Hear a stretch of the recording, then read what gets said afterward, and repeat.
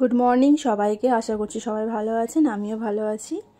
আর আজকে আমি একটু আলু ভাজা করব আর মাছের মাথা দিয়ে ডাল আর ডিম ভেজে ঝাল করব। তো সেই জন্য রান্না করতে শুরু করে দিয়েছিলাম। আলুটা ভাজা ভাজা হয়ে গেলে তার উপর পোস্ত দিয়ে আর নামিয়ে নেব।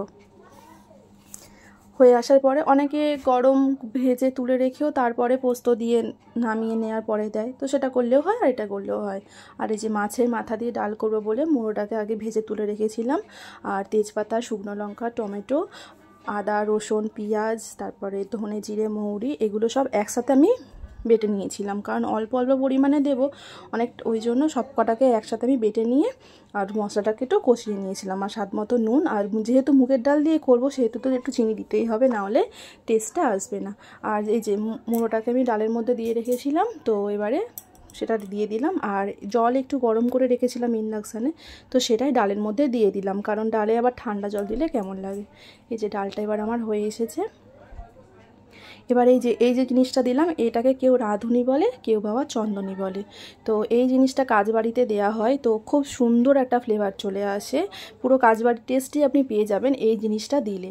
আর তারপর একটু গরম মশলা দিয়ে নিলাম, নিয়ে 2 মিনিটের বেশি ফোটাবো না, 2 মিনিট ফুটিয়ে আর তারপর নামিয়ে নেব। আর এই যে দিদির জামা পরে দৌড়াদৌড়ি করছে, সারাক্ষণ দৌড়ে যায়, 1 সেকেন্ড বসে না, মানে যতক্ষণ ও ঘুমায় সেইটুখানি সময় যেন ও রেস্ট নেয়, বাদ বাকি সময় ওর যে কত কাজ থাকে, সারাক্ষণ দৌড়ে যাচ্ছে। কি বলছে আবার, ভয় দেখাচ্ছে। আর এই যে এই ঘরের ভেতর দিয়ে ঢুকে ওই ড্রেসিং টেবিলের কাছে যাবে, ওখানে যা জিনিসপত্র একটা একটা করে নিয়ে আসবে। এখন আবার ওখানটাই যাচ্ছে না, এখন আবার ওর বিছানাতে দিদির বইটা খাতাটা আছে সেটা নেওয়ার জন্য, কিন্তু হাত পারছে না, ওই জন্য আমার হাতে একটা গার্ডার নিয়ে চলে আসছে। আবার চলে যাবে, আবার দোলনার কাছে চলে গেছে, আবার ওখান থেকে দৌড়ে দৌড়ে আসছে, মানে সারা দিন ওর পিছনে চেঁচাতেই আমাদের দিন চলে যাচ্ছে। আর একটু যদি অন্য মনস্ক হয়েছে কিছু না কিছু অন্যায় করে বসবে, মানে এইরকম, এই যে এরকম করছে এরকমই কন্টিনিউ করতে থাকে। আমাকে আবার কি বলে যাচ্ছে।